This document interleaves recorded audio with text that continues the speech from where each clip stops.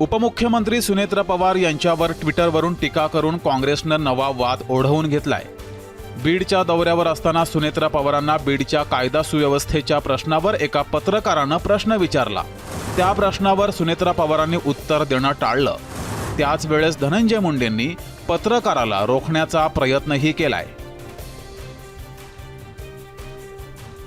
कायदा सुव्यवस्थेचा प्रश्न आहे, शासकीय कायदा सुव्यवस्थेचा प्रश्न आहे, कार्यालयामध्ये कायदा सुव्यवस्थेचा प्रश्न आहे, शासकीय कायदा सुव्यवस्थेचा प्रश्न आहे, कार्यालयामध्ये काँग्रेसनं याच व्हिडिओवरून ट्विट करत सुनेत्रा पवार अजून किती दिवस गुंगी गुडिया म्हणून बनून राहतील अशी टीका केली।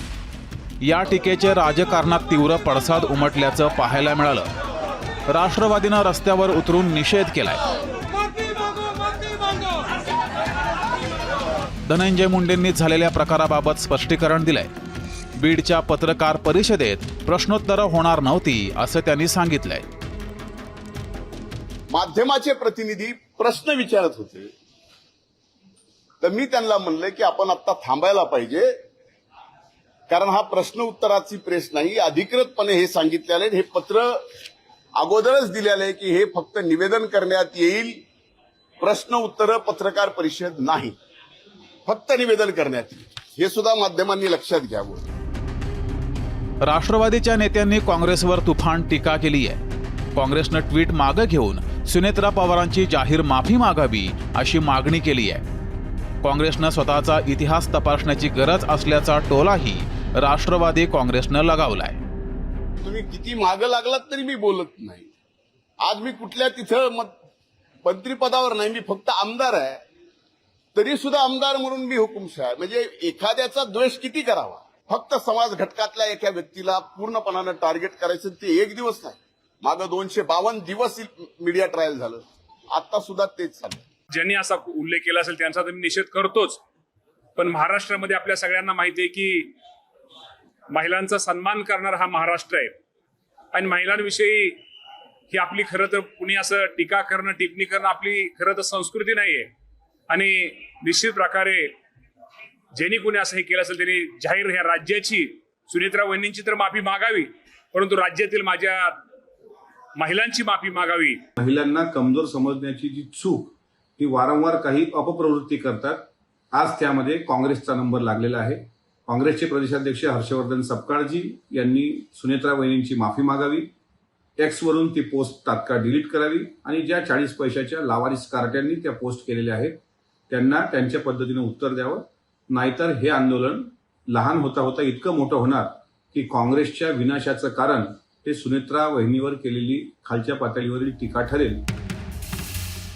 राष्ट्रवादीच्या नेत्यांवर कायम टीका करणाऱ्या सामाजिक कार्यकर्त्या अंजली दमानिया यांनीही काँग्रेसनं केलेल्या टीकेवर तीव्र नाराजी व्यक्त केली आहे। कोणालाही गुंगी गुडिया म्हणणं, एक ज्या उपमुख्यमंत्री आहेत महाराष्ट्राच्या आणि एक स्त्री असताना त्यांना अशी भाषा वापरणं हे मला मान्य नाही। मी त्यांच्या पक्षाविरुद्ध टोकाचं लढले, पण एक टीका करताना सुद्धा एक मर्यादा लागते। तुम्हाला त्यांना काही बोलत नाही त्याची टीका करायची तुम्ही करा, पण गुंगी गुडिया म्हणणं हे बिलकुल शोभत नाही काँग्रेससारख्या पक्षाला। सुनेत्रा पवारांचे पुतणे रोहित पवारांनी मात्र या टीकेचा निषेध केला नाहीये। अजितदादा आणि सुनेत्रा पवारांची तुलना झाल्यास अशा प्रकारची टीका होणं साहजिक असल्याचं रोहित पवारांनी म्हटलंय।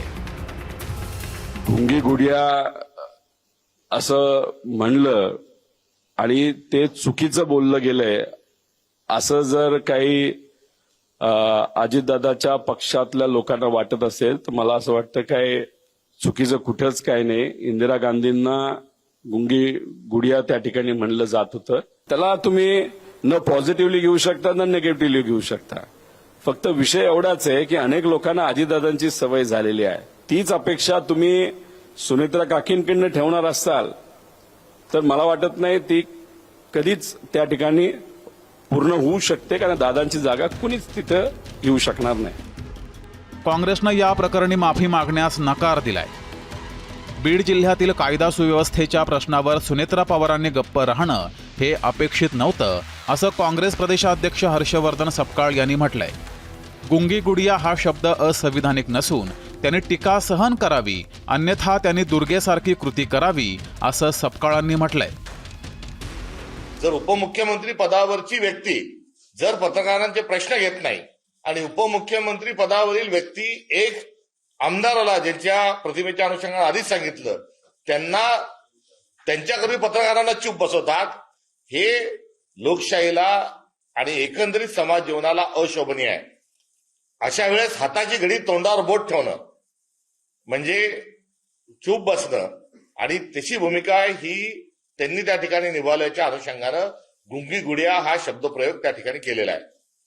गुंगी गुडिया ही शिवी आहे का? गुंगी गुडिया हा अपशब्द आहे का? गुंगी गुडिया हा काही अनपार्लमेंटरी विषय आहे का? नाही, हे एक वर्णन आहे आणि ते वर्णन जसं तो शब्द आहे अगदी तशाच स्वरूपामध्ये हा उपमुख्यमंत्री यांच्यावर तो अत्यंत व्यवस्थित पद्धतीने बसलाय.